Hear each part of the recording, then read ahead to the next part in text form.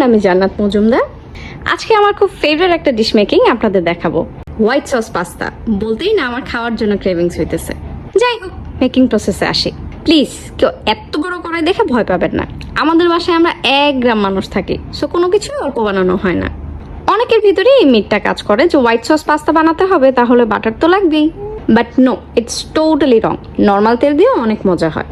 White sauce পাস্তার মূল ingredient যেটা ফুল ডিশটাকে empower করে আমার মনে হয় সেটা হচ্ছে রসুন।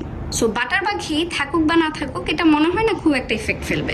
যেমন এই পাস্তাটা নর্মাল তেল দিয়ে বানানো হয়েছে, ধরার উপায় নেই যে এটার মধ্যে বাটার বা ঘি ইউজ করা হয়নি। এই মোটা পাস্তা নুডলসগুলোকে মিনিমাম 10 মিনিটস বয়েল করতে হয়।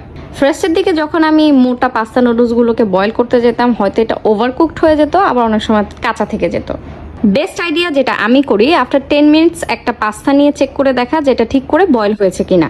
এরপর এই নুডলসগুলো ঠান্ডা পানিতে ধুয়ে রাখা লাগবে। বেটার হয় আমরা যদি পাস্তা সসের সাথে এটা বয়েল করে ফেলি। তো আজকের পাস্তা মেকিংটা একদম ইজি। আমরা নর্মালি যেই তামঝাম করে পাস্তা সস রেডি করি, লাইক রসুন ভাজি, এর মধ্যে ময়দা দুধ অ্যাড করি, অনেক সময় ময়দা দুধ দলা পেকে যায়। বাট এই রেসিপিতে তেমন কোনো ঝামেলা নেই।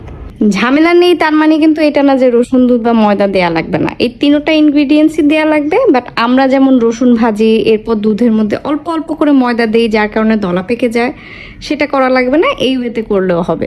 এটাতে আমার কাছে মনে হয় একটু ঝামেলা কম হয়।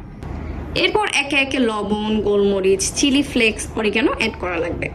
একটু বেটার টেস্টের জন্য 1 চা চামচ পরিমাণ চিনি অ্যাড করা লাগবে। ওয়েট, 2 লিটার দুধ দেওয়ার পরও হয়নি, আরও গুঁড়া দুধ অ্যাড করা হয়েছে। মানে মজা হবি না, মজা হইতেই হবে। মজায় ঠেলাঠেলি হওয়ার মতো একটা অবস্থা, এই আর কি।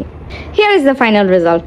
আমার মনে হয় না খুব ঢং করে বলার দরকার আছে। সো ইয়ামি, দেখি বোঝা যাচ্ছে পাস্তাটা অনেক মজা হয়েছে। ভিডিওটা এডিট করার টাইম আমার যা লোভ লাগতেছিল, এখন আপনাদের একটু লোভ লাগুক। Bye bye.